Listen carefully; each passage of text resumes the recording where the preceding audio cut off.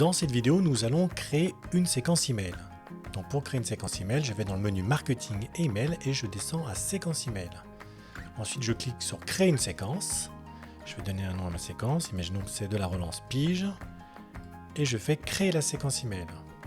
Quand vous arrivez sur la première fois sur la séquence, vous voyez que Prospeno a créé automatiquement pour vous le premier email de la séquence, qui est sur la colonne de gauche.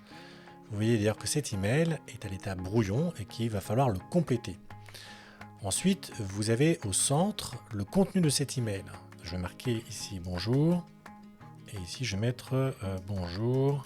Vous mettez du faux texte, peu importe. Une fois que vous avez donc rédigé le contenu de votre email, vous avez une barre d'outils là-haut qui vous permet de personnaliser le contenu en bold, en couleur, ajouter des éléments. Voilà. Donc ici, je vais définir au moment de l'inscription quand est-ce que mon contact va recevoir cet email. Imaginons par exemple que c'est un livre blanc ou un autre email. Je vais partir du principe où quand je suis en prospection sur le terrain, qu'à partir du moment où je vais inscrire une personne, je ne vais pas lui envoyer l'email tout de suite. Je vais un peu simuler le fait que je le fasse moi-même. Donc je vais lui envoyer au bout d'une heure. Si ça part automatiquement, on pourrait imaginer que c'est une machine qui le fait. Moi, je vais préciser que je lui envoie au bout d'une heure. Ensuite, je vais créer un second email. Donc pour créer un second email, je vais sur la colonne de gauche et je vais ajouter un second email. Dans mon second email, je vais remarquer bonjour. Là, je vais définir quand est-ce que mon contact va recevoir le second email de ma séquence. Gardez à l'esprit qu'il a déjà reçu un premier email. Et là, je vais définir, mais ok, quand est-ce que je lui envoie le second email? Dans mon cas précis, le relancer au bout de 3 jours. Donc, il va se passer 3 jours entre le dernier email envoyé et le prochain. Et puis surtout, je vais définir une heure.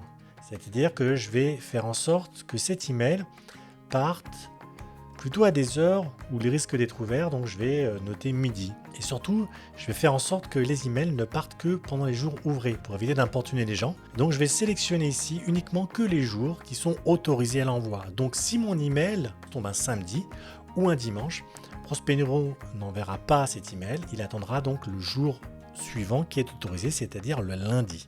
Je rajoute encore un email à ma séquence. On peut comme ça rajouter 7, 8 emails qui peuvent s'étaler sur une année, même 2 années. Imaginons sur le suivi d'un propriétaire. Me sans compte email, donc je vais marquer pareil mon texte. Je vais définir une période, je vais mettre publier et là je vais dire que je lui envoie au bout de 15 jours.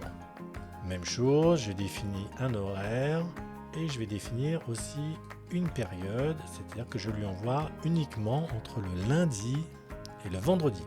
Si vous êtes trompé sur votre email, en tout cas sur le séquencement de votre email, vous pouvez avec un drag and drop tout simplement rebouger l'email en question. Sur la barre du haut, vous avez ensuite la partie paramètres. Sur cette partie paramètres, vous allez définir le nom de l'expéditeur et vous allez définir après la partie résumé et envoi.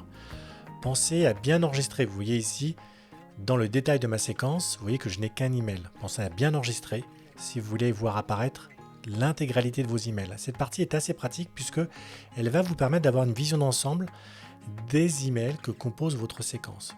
Et ensuite, vous aurez ici le pipeline, donc des étapes. Une fois que vous avez terminé ça, vous pouvez bien sûr sur chaque séquence email envoyer un email test pour bien vérifier que l'email est conforme à ce que vous souhaitez.